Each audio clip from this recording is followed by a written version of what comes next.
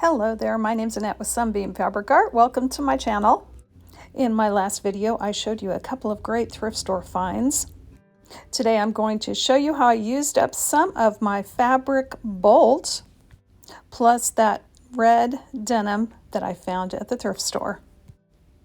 I think this piece of red denim that I picked up for like $5 was, I think it was like 4 or 5 yards of about a 44-inch width denim.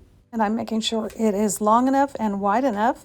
I'm going to make a cut, and my preferred size to start with for a tote bag like I'm making is about 40 by 15. That little square of plastic you see me measuring around is something I'm going to use to insert into the bottom of the tote. So I'm making sure that's centered and that my measurements on all sides are correct. I'm cutting about 5 inches on one side of my central plastic piece and 5 inches on the opposite side of that plastic piece to give me plenty of room. I've made 3 of these bolts of scrap fabric before. This is the 2025 version, and this is actually the first project I'm using this bolt for. I'll leave a link in the show notes to this video. I love the way this scrap bolt turned out. I used lots of wide pieces of selvage in here, and this selvage wasn't everyday selvage. It was fabric selvage. In other words, it wasn't that stiffer selvage that we're used to. It was very soft and nice fabric selvage.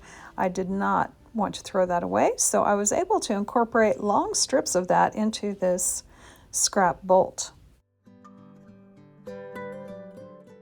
This bolt is not as wide as I want this finished project to be, so I'm going to add a couple of strips down both sides.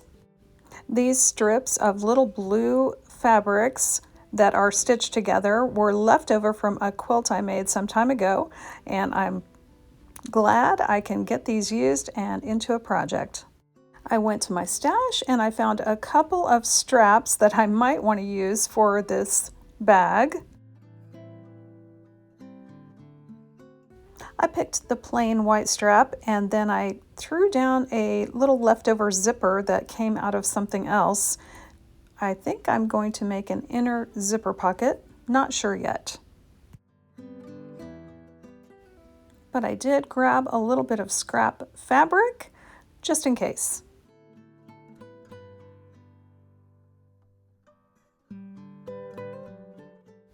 With all that preparation work done, it's time to get started quilting this project.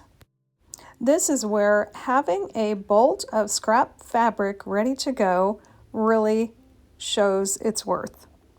The pre-made fabric can be cut down to any size or stitched together for larger sizes for quilted clothing, for example.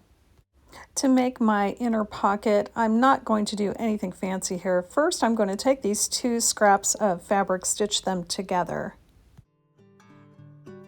Once I stitch them together, I press that seam flat. Then I also did some pressing on the 2 ends for my zipper casing. Here's a look at how I'm going to be putting this zipper in. I've got the casings folded over, and I'm going to clip, you can pin the zipper in place to both sides of the casing. Then I'm going to stitch those seams.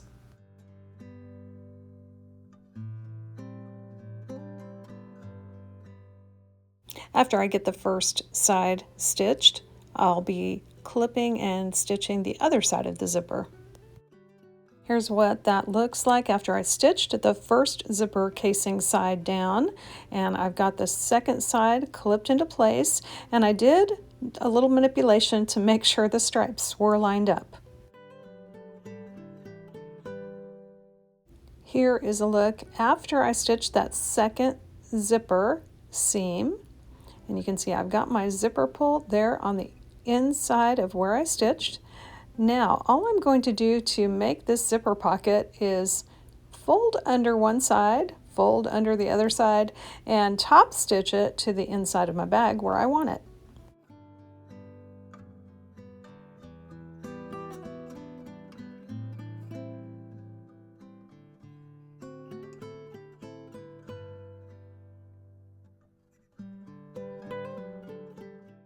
I put 2 pins in to hold this little zipper pocket into place, and then I stitched around the pocket on all 4 sides.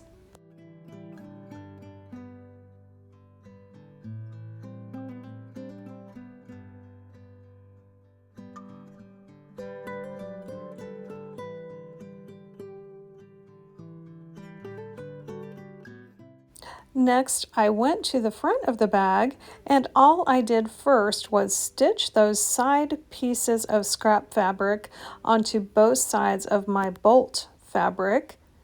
I cut off the excess bulk where the edges were uneven, and then I pressed that seam open.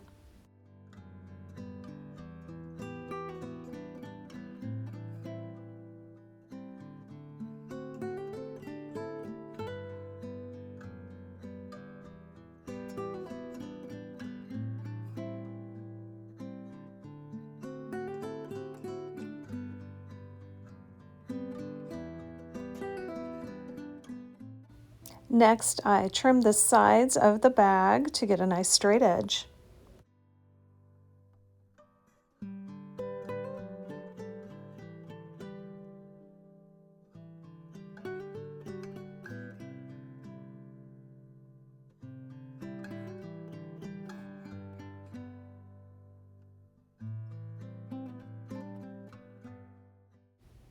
With all the sides trimmed up, I put my bag right sides together and I cut out my little cutouts for my box seams that will be on the bottom of the bag. I'm going to be cutting out a 5-inch high and 5-inch across square on both sides of the bag once I have folded it in half.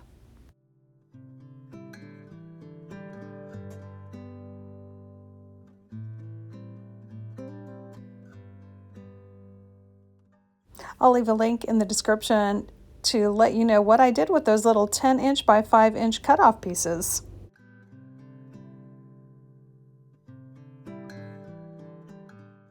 Next, I pinned up the sides of the bag.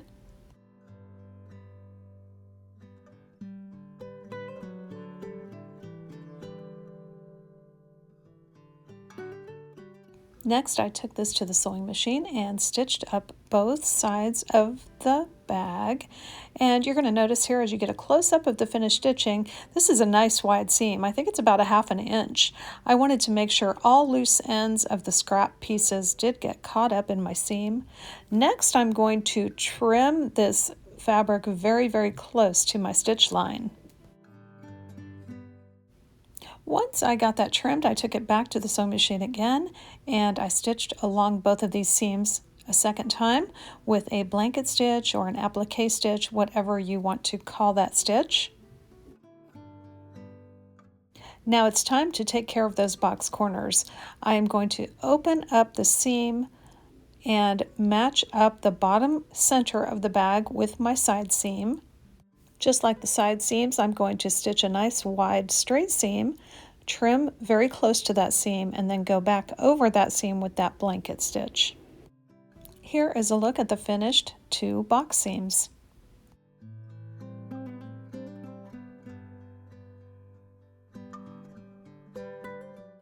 I turned the bag right side out. I used a poke tool to poke out those corner seams.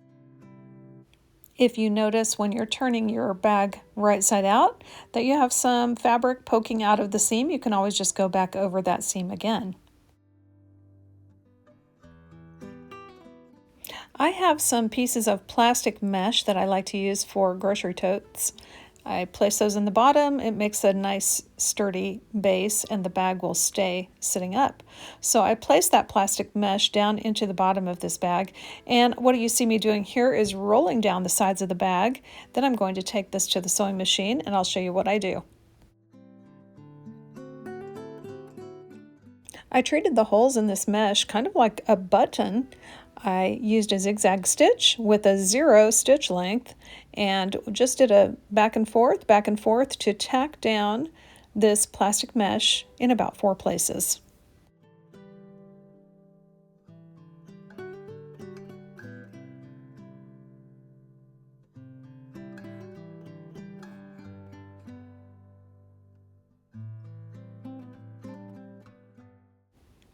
Usually I bind the top of my bags.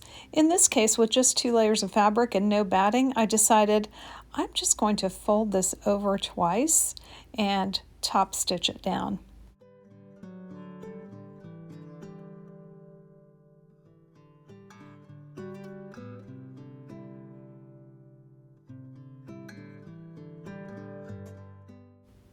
With it all clipped in place and ready to stitch, I thought I'd take a look at some of the decorative stitches on my machine. I liked this little lightning bolt kind of stitch and did decide to use that, and I top stitched down the top of the bag to finish it off.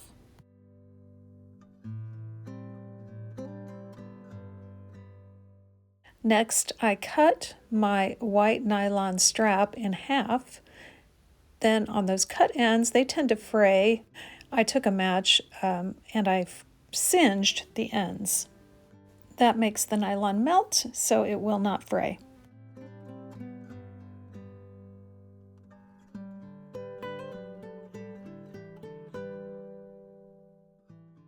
Next, I laid my bag out flat on my work surface.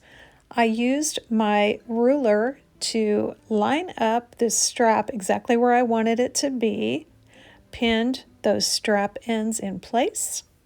Then I took it to the sewing machine and stitched those straps down securely.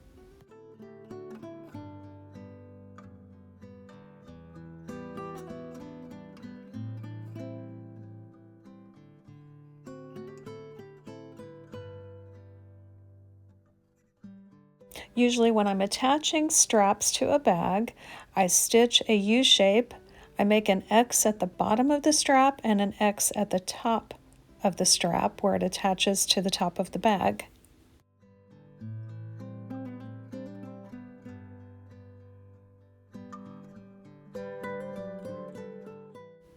Honestly, I don't do this X on every single bag, and so far I haven't had any bags fall apart without the X.